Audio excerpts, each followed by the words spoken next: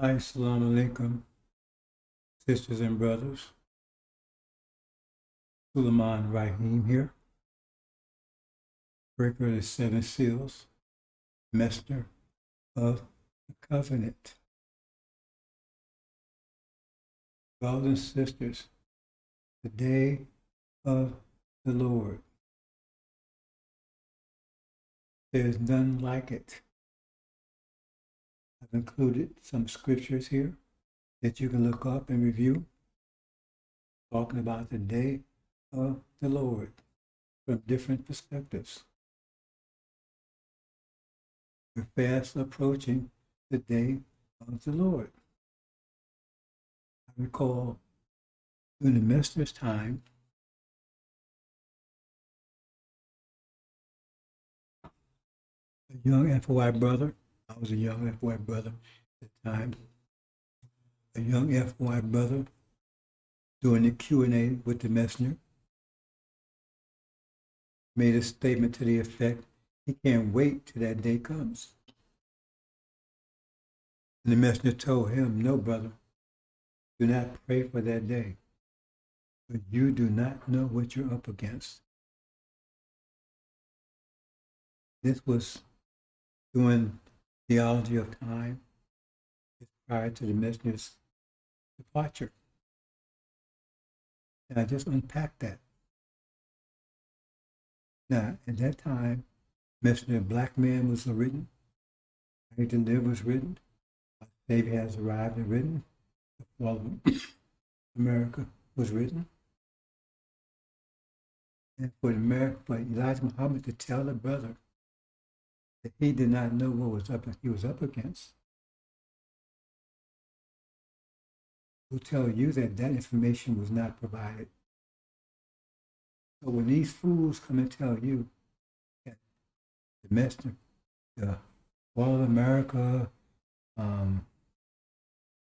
messenger of black men in America, has everything you need to know, you don't need to know anything else, like the Sunnis, Quran is it, just pay them no mind. Because they're pulling crap out there behind. They have no idea what they're talking about.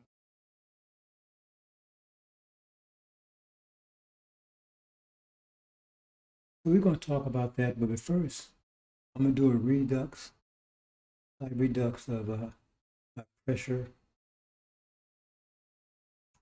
presentation from yesterday, because I kind of botched it a bit. I'm still recovering, trying to get my voice back. So bear with me a little bit, brothers and sisters.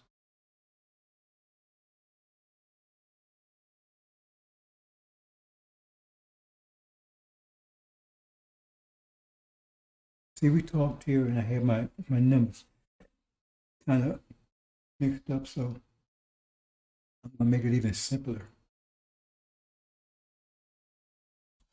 You see each one of those black boxes there? There's 25 of them. Each one represents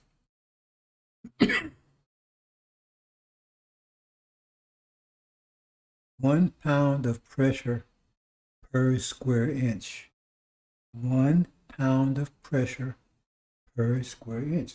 So each square inch, each one of those squares there contains 1 pound of pressure. Okay? Contains 1 pound of pressure. 1 pound of pressure per square inch. Now we look at the red part there, is 9. Also 1 pound of pressure per square inch. So you have equality. There's no pressure differential. There's no high pressure. There's no low pressure.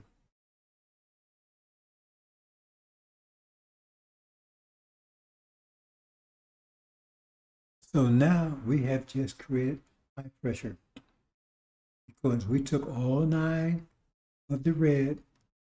That was 1 pound of pressure per square inch, and it was 9 square inches. But we put it all into 1 inch. So now we have 9 pounds of pressure, 9 pounds in 1 square inch. instead of 1 pound of pressure per square inch, in this case, we have 9 pounds of pressure in a square inch because we put all the red ones into 1 square inch. Now we have a pressure differential. We have high pressure and low pressure because the blacks, they still, as they were, 1 pound per square inch, but now the red is 9 pounds per square inch.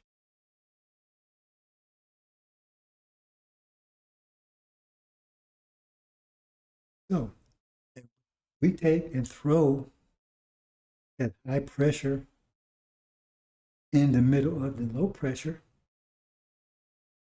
then we have a pressure differential. We got 9 pounds of pressure per square inch in the middle of 1 pound of pressure per square inch. It's 25 square inches. Each inch is just 1 pound of pressure.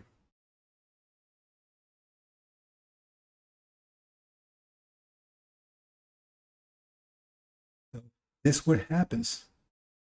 Once you do that, then the red expands until it's normalized.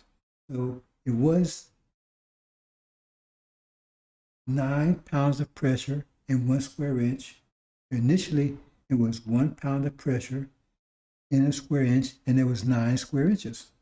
So now that you put it there, it expanded. Now we expand it back to 1 pound of pressure per square inch, and it's 9 square inches. So expand it back again. In the process of expanding, it pushed the black ones back out of the way because they're low pressure.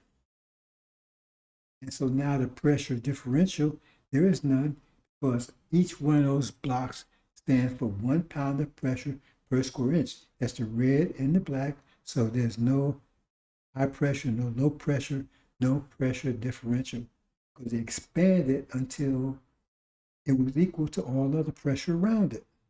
So now the pressure outside is equal to the pressure inside.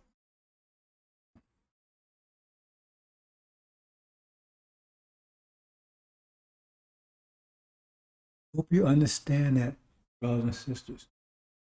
Now, I heard a brother say, if you took a gallon of water and threw it into the river, the pressure would push the low pressure away. Totally wrong. Absolutely wrong. He doesn't have a good understanding of pressure. Because if you throw a gallon of water in there, what difference that water is under the same pressure as the river? The only reason why you have waves when you do that is the impact of the gallon on the water is that impact. And the impact will send out waves depending on how hard you threw the gallon in. But it's not a result of high low pressure. It's a result of the impact of the gallon thrown in there. Now, to understand it properly, if you took a gallon of water and you was able to take and force 10 more gallons into that 1 gallon, so you have a gallon container, right? And it has a gallon of water in it. And you was able to, under high pressure, force 10 more gallons or 9 more gallons in there. So you have 10 gallons in a 1 gallon container. Then the pressure is 10 times greater than the pressure outside. Then you have a situation. Then you have high pressure. And if you threw that into the lake and you took the cap off of the gallon so the water could come out, then it would expand. The explosion would expand, and then you'd have an explosion. That would be pressure. Not throwing just a gallon into the, that's not pressure. That's an aspect of pressure, but not. It's just the impact. We're talking about high pressure, low pressure. So what's happening is like with these blocks here, you took under high pressure, you was able to push 10 gallons into 1 gallon container. That's the way that works. It's just like when you put air into your tires, right? You make sure you put so much in there that there's so much pressure inside that it can lift that car. So the pressure inside that tire is much greater than the pressure outside. Maybe 3, 4, 5, 6, 7 times more pressure inside that tire than outside. Hope you understand, brothers and sisters. Hope I clarified that. So now I'm just going to go through a few verses here about the day of the Lord. I'm not going to go into detail with it. You can go and Google them for yourself, right? And review them, but give you a taste of the day of the Lord. Because it says there's none like it. It never ever will be. I've mentioned this in the past, why it's called unprecedented. Not because necessarily it was so intense, because of the period of time it took. But all the wars we had in the past usually took place in an instant. Like we destroyed all the fiery angels, instant. The gender wars, instant. But this is going to take a while, about a year. It'll be terrible. Okay, let's move on into it. Now, here's one here. This is an interesting one. This is the connection between Master Prophet Muhammad and Suleiman. So you can study it on your own. It says, at that time Joshua spoke to the Lord, Master Prophet Muhammad, in the day when the Lord gave Amorites over to the sons of Israel. And he said, in the sight of Israel, sun stand still at Gibeon. This is Joshua talking. He tells the sun to stand still, and the moon in the valley of Ajalon. And the sun stood still, and the moon stopped, until the nations took its vengeance on their enemies. It's telling you that Joshua would have control over the sun and the moon. It's, we still talking about symbolics, but you get the idea. Now, this part, pay attention.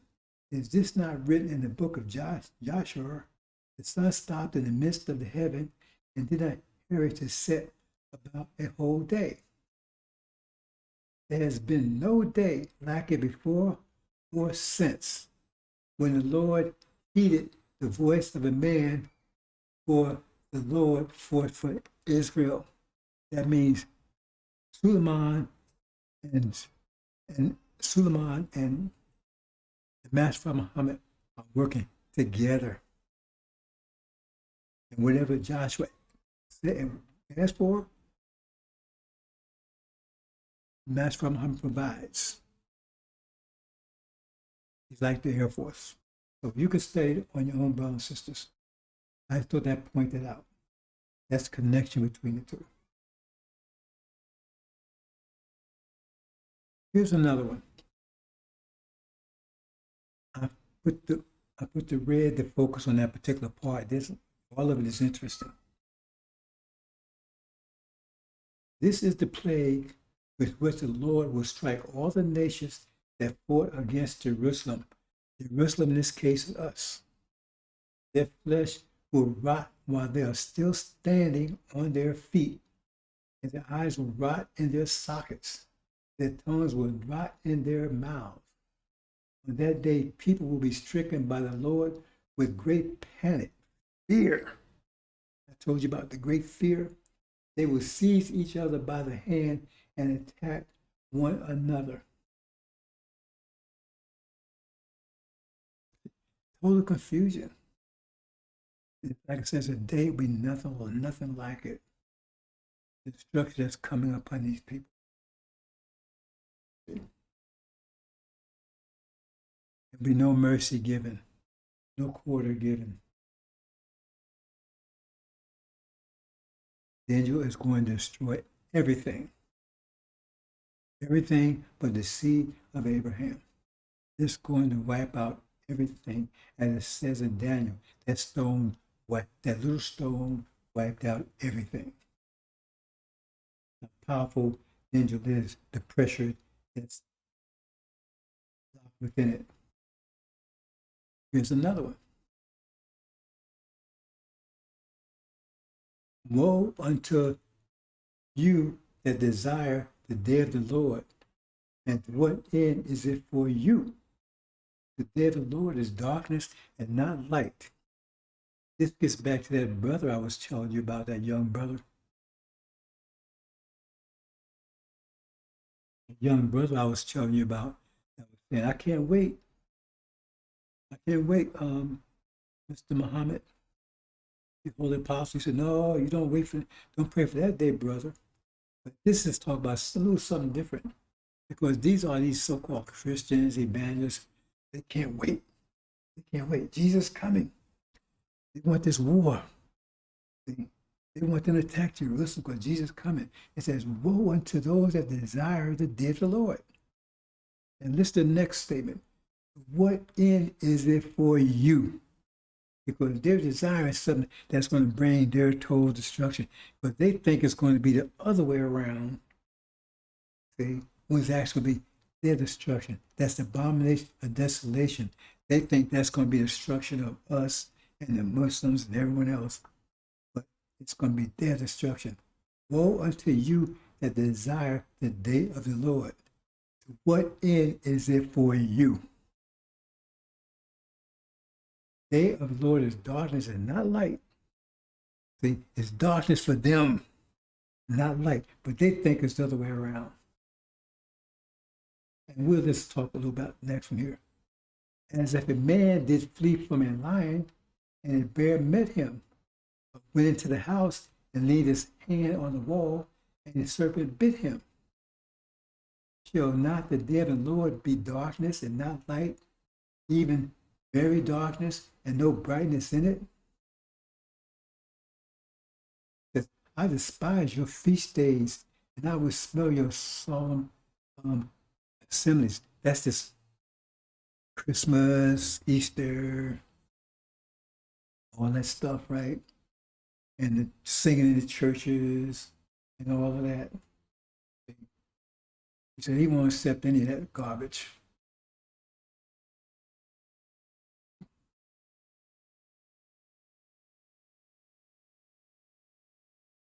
Here's another one here.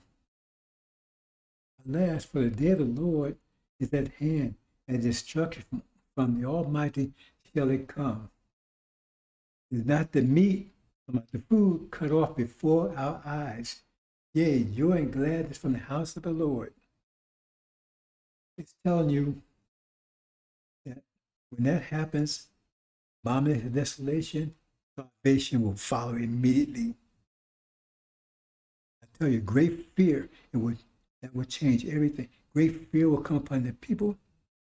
And there will be immediate war with Russia and China.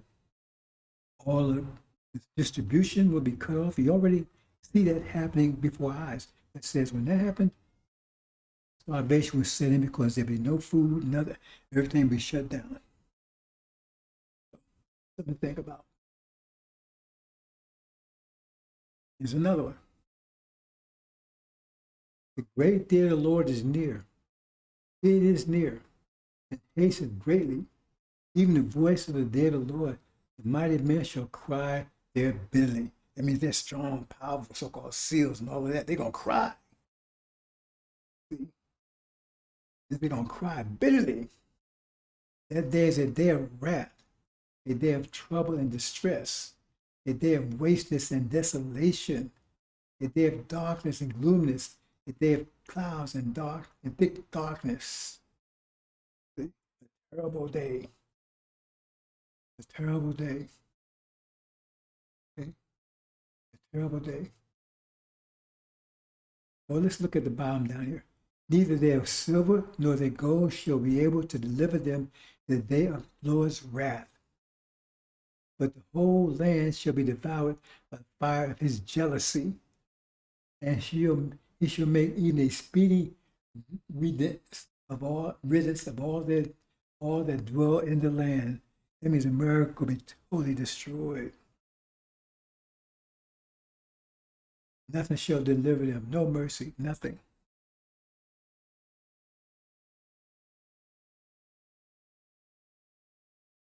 Another one. For the day of the Lord is near upon the heathen, as thou hast done, shall it be done unto thee. Thy reward shall be returned upon thy own head. Now you go to Farrakhan's indoctrination centers, and they tell you, oh, we can't do them as they did to us. That's not what this says. It says, as you have done, those shall be done to you. Who's going to be the doing?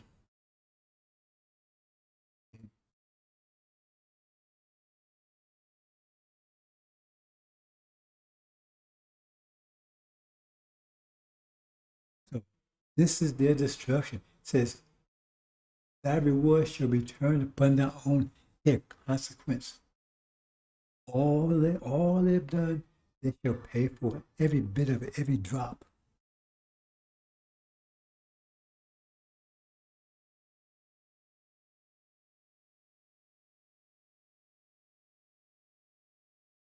Then you have, okay, in yellow here you have, behold, their Lord cometh through both with wrath, fierce anger, to lay the land desolate, and they'll destroy the sinners thereof out of it. For the stars of heaven and the constellation shall not give their light, and the sun shall be darkened and it is going forth, and the moon shall not cause her light to shine. It's talking about America. Because that's the first destruction. It's going to be terrible. Terrible. Then, let's go down.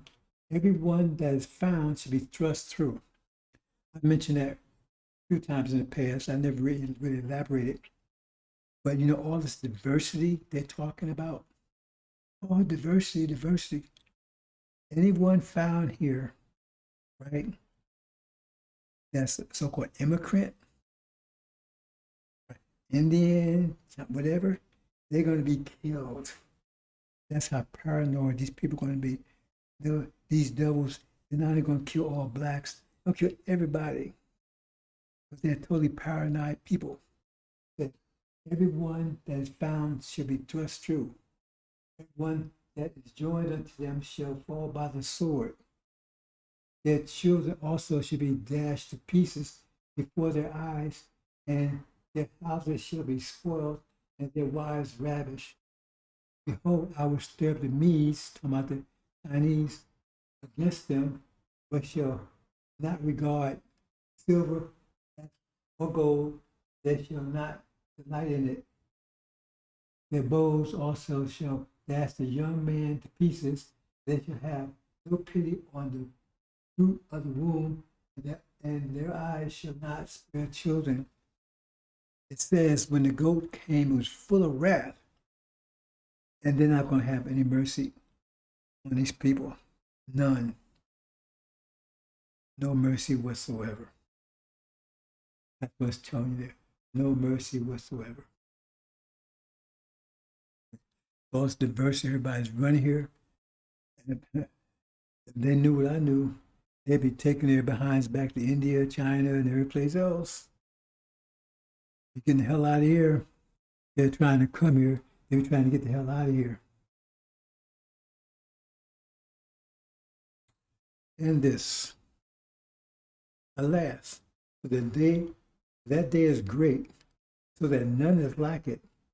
It's even the time of Jacob's trouble, our trouble. Right? That's the time they're going to be trying to wipe us out. Abomination of desolation. But he shall be saved out of it.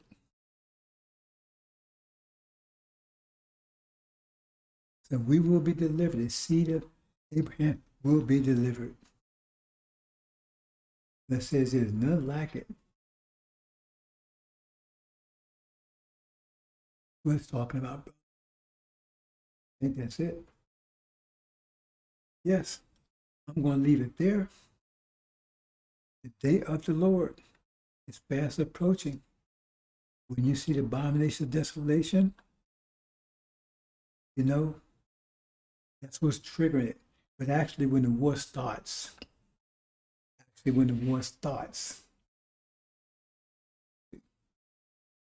will be the beginning. It'll be clear trigger when abomination of desolation. That's the thing we're looking for. Because from the time that the war actually starts to the time of abomination of desolation, we're not sure how long that will take, a week, 3 days, whatever. But we're clear about the abomination of desolation. There will be no doubt about that whatsoever. Hope you understand, brothers and sisters. Assalamu alaikum.